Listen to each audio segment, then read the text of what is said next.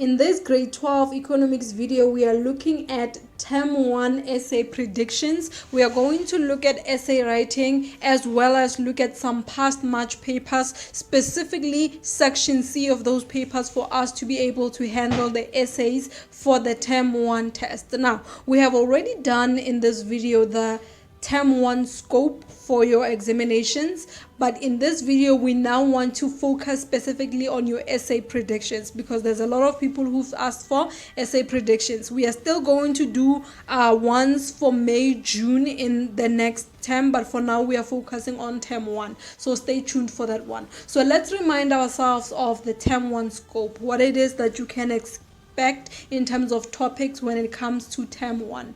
So in term 1, we have already done videos on every topic on term 1, and the first one was the circular flow topic. So if you haven't watched that video, go watch that video. Specifically in that video, we cover section A, section B, as well as section C in that video. So you already have done one essay question in that video. In this video, I'm going to try and give you a different essay topic for your term 1 circular flow essay.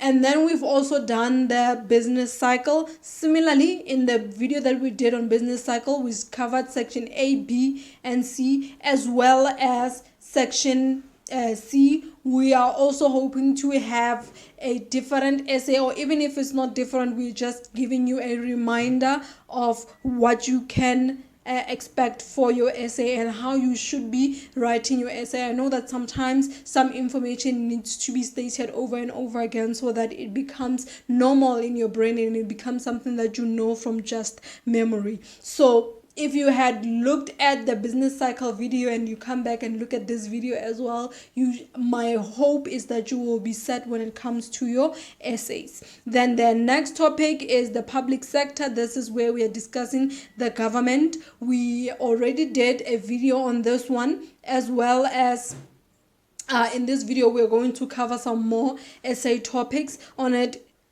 The aim again with this one also is for you to have a differentiation when it comes to the type of essays that you have been given. But what's most importantly above everything else is that you get acquainted and let it sink into you how the public sector essay is expected for you to write it. Then the last one is going to be the foreign exchange market. Foreign exchange market is also what we call international trade. So those two are interchangeable. We have foreign exchange market and international trade. Now, when it comes to foreign exchange market, you will see that most of the question papers that you get a similar kind of essay question. So if you have done the one in the video that we did on foreign exchange market, you should be good. However, I'm just trying to re-mention it again in this video so that you can see what to expect when it comes to that essay in your examination paper. So these are the 4 main topics that we are dealing with when it comes to term 1 economics in grade 12. In this video, like I said, once again, we are focusing specifically on the essays. But if you have forgotten the questions that you can expect for section A and section B, please go back to those videos that we did on them and look at those questions, and it will help you with that. However, the other thing that I need to mention as we are getting into the essay structure, in this chapter we're looking at the essay structure, but as we are getting into this essay structure, you know that in your question papers, every time you get to section C, there is a space where they show you what it is expected in your introduction, your body, as well as in your conclusion. There is a way that I always summarize it for you guys, for you to be able to remember, and we will get to that in a minute. But just as we are mentioning section C in a question paper, I want you to note one thing. In the description box in this video, you are going to find 3 question papers with regards to these topics that we've just mentioned. We are going to tackle the essays of those question papers in this video, but the question papers that are in the description box below, they are full question papers, meaning they also have the section A, section B, and section C, so you can still use those question papers to practice using those videos that I mentioned before. Go back to them to find your answers, because all of the information is the same. You were just having a different question paper to help you practice. It's hopefully different question papers from what we did in those videos before, so you can use them to practice.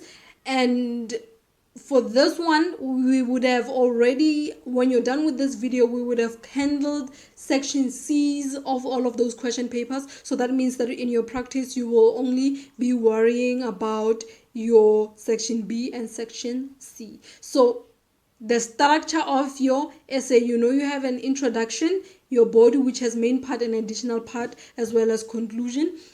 What I usually summarize it as, all of that information you just saw in the previous slide is summarized into this one that I just wrote for you. In the introduction, what are you doing? You are simply defining one term. So if the question is on the circular flow model, if you define one term, let's say you're defining the economy, you would have done your introduction and you would be done. The question will lead you as to what you need to be the thing that you are defining, meaning that in the question itself, it tells you what the topic is about, and whatever the topic is about, whatever is the main concept in that topic, that's the term that you need to define. Remember, it's only going to be for 2 marks, so there is no need for you to be writing 5 bullet points on it. You can write only 1 bullet point. Remember, in economics, you are answering in bullet form, so you are defining one term, 1 bullet point,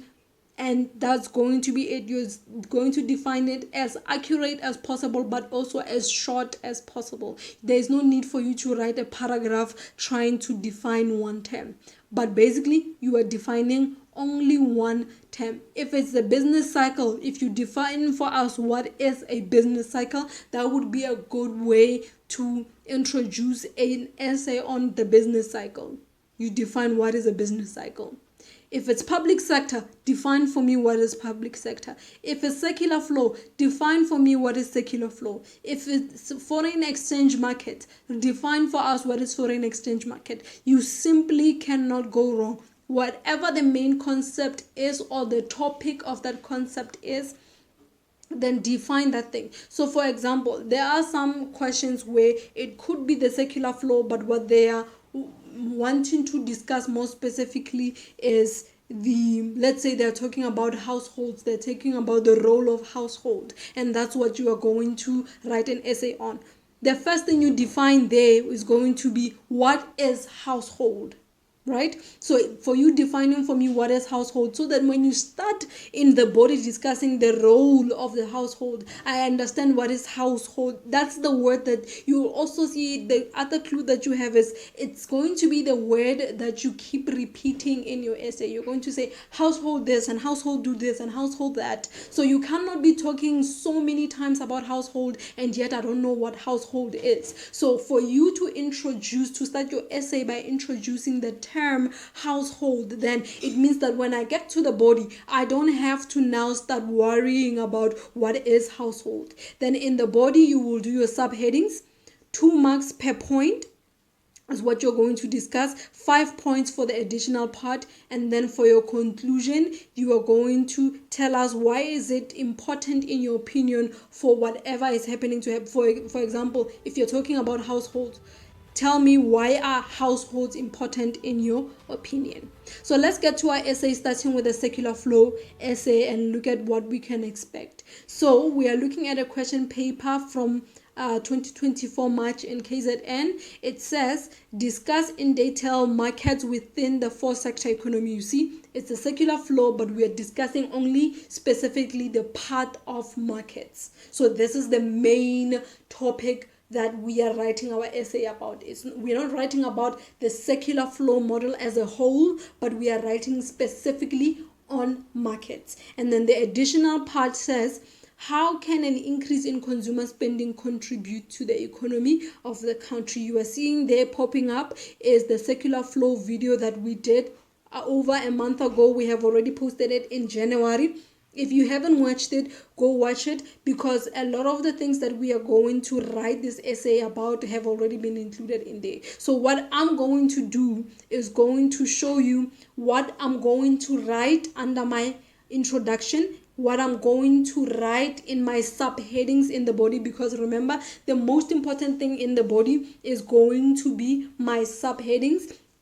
When it comes to subheadings, write all of your subheadings as they are needed. Don't reduce your subheadings. So, for example, when you feel like you have written enough to cover your 26 marks, don't reduce your subheadings. What I would rather you reduce, it would be the number of points under each subheading. But the subheading, write all of them, meaning you're going to write about all of the markets that are in a 4-sector economy. So let's look at how that will look like. So in my introduction, remember, my essay is the circular flow model topic, but my essay is about market. So it makes sense for me that my introduction, I will be defining what is a market, because if I'm going to spend my entire body of the essay discussing this market and that market and this market, then it doesn't make sense that I will keep using the word market and I haven't described what that term means. So the perfect introduction for me becomes defining what a market is. If you want that definition, it's in that video that I just referred to. In that video, you will find the term market already defined. It's defined in the lesson itself when we are discussing the circular flow model, but there's also some questions in section B and section A that are asking about markets, and somewhere along there we have discussed what a market is quite a number of times. So go back to that video and define markets. Then in my body, obviously I'm going to list all of my markets. This is my main part. So for my main part, I'm going to have 4 headings. My first one is the product or / goods market. Second one is the factor / resource market. Third one is the financial market, and the fourth one is going to be the foreign exchange market. This is my main part. My main part is about markets, you see. So under every single one of those markets, I'm going to give some bullet points. Usually I advise people to give 5 bullet points under each subheading. But if you are working for 26 marks and you already have 4 subheadings, 5 marks may be too much, because remember, one point is worth 2 marks. So that means that if I give 5 points, that would be too much. It's not a problem if you are a person who can write fast, but if you know that you are limited, reduce it to a minimum of 3 points under each one of those subheadings, so that you will be able to cover your 26 marks. Whatever is going to help you cover your 26 marks is what will work for you. But remember, it's going to be 26 marks, and those headings themselves, they carry 1 mark each. So you will divide it in terms of how many points do I need under each one for me to be able to cover the rest of the 22 marks that are remaining. Then for my additional part, they said to talk about consumer spending and how consumer spending will affect the economy. So that's what I'm going to discuss in my additional part. I'm just going to subheading it consumer spending and give 5 points under it for 10 marks each. Then in my conclusion, why are markets important in your opinion? So this, you're not defining markets, you're just telling us, in your opinion, why are markets important? Then that way you will be done. We can move on to a business cycle essay. So in a business cycle essay, it says, discuss in details features underpinning forecasting in the business cycle. Again, the topic is business cycle, but what we are most focused on is features underpinning forecasting. However, in this one is different because it did mention the words business cycle in the question itself. So if you define the business cycle in your introduction that will actually make sense. Unlike the previous one, you would have seen it didn't say anything about the circular flow model. It said a 4-sector model. So if you had defined 4-sector model in that one, that would have also made sense. But if they didn't use, because they didn't use the word circular flow, we didn't discuss circular flow. Instead, we discussed markets. So this one, you can discuss forecasting or business cycle. And then the additional part wants us to, it says, how can South African Reserve Bank, the SARB, use monetary policy to correct fluctuations in the economy? So for my additional part, I'm going to discuss the monetary policy. All of these things, the content of these things, are in that video that I've just shown you the screenshot of the thumbnail of right there. So go find it so that you can see where I'm getting the context of these informations that I'm going to put there. Again, I'm going to just show you the structure of how I would answer this essay. But what I need for you to do is that structure that I'm showing you. I need you to open up your notebook. And where I said define market, you are going to then define what market is. And you are going to put bullet points under each and every single one of these subheadings that I'm giving to you. So similarly here in my introduction, I'm going to define business cycle. In that video, we have already defined the business cycle many times. So if you're looking for the definition of business cycle, simply go to that video. So this is what I want you to do as your task from this video. As you are looking at this video, keep pausing it with each or take screenshots of these slides that are showing you your essay structure and go write these essays in full, meaning that you are going to say business cycle essay at the top of your page, and then in the introduction you are actually going to put the definition of a business cycle. Then you will get to the body. In the body, we were talking about features underpinning. How do I know what are these features that are underpinning forecasting? We discussed them in that video. In that video, I gave you 9 features that underpin forecasting. When you are writing your subheadings, you write all 9 of them. Now, obviously, you're not going to need 3 bullet points under each one of these because there is 9 of them and each one of them already has 1 mark each. So you can reduce it to 1 point each depending on how you want to cover your full 26 marks. The point is, at the end of the day, you cover your full 26 marks. So you're going to have 9 marks from just the subheadings themselves, and you can put 1 point under each one of these indicators. The 1 point that you can put under there is the definition of these indicators, which in that video we have already discussed them. So you can say leading indicators under it in 1 bullet point, define what are leading indicators. Then say coincident indicators under it, define what are coincident indicators. That way you would have covered this topic, and then go back and count your marks. If you feel like there's 2 marks that is short, then you can add 1 more point under one of these headings. Maybe give an example of a leading indicator. Where are you going to find this example of a leading indicator? In that video of the business cycle that I just gave to you. In that video, I gave definitions and I gave examples. So you can just give a definition and give an example in the second bullet point. For all 9 of them, you see I said leading indicators, coincident indicators, lagging indicators, composite indicators, length indicators. In bracket I said more. You are not going to write more. You are going to write all 9. Where are you going to get all 9? You are going to get them in the business cycle video we have already posted in this channel. Then for my additional part, we are talking about the monetary policy measures. That's going to be my heading. I'm going to discuss 5 points under this one to cover the full 10 marks. And then in my conclusion, I'm discussing why is forecasting important in your opinion. So you have to know, first of all, what is forecasting. How are you going to know that? Back to the business cycle video. Then we move on to the public sector.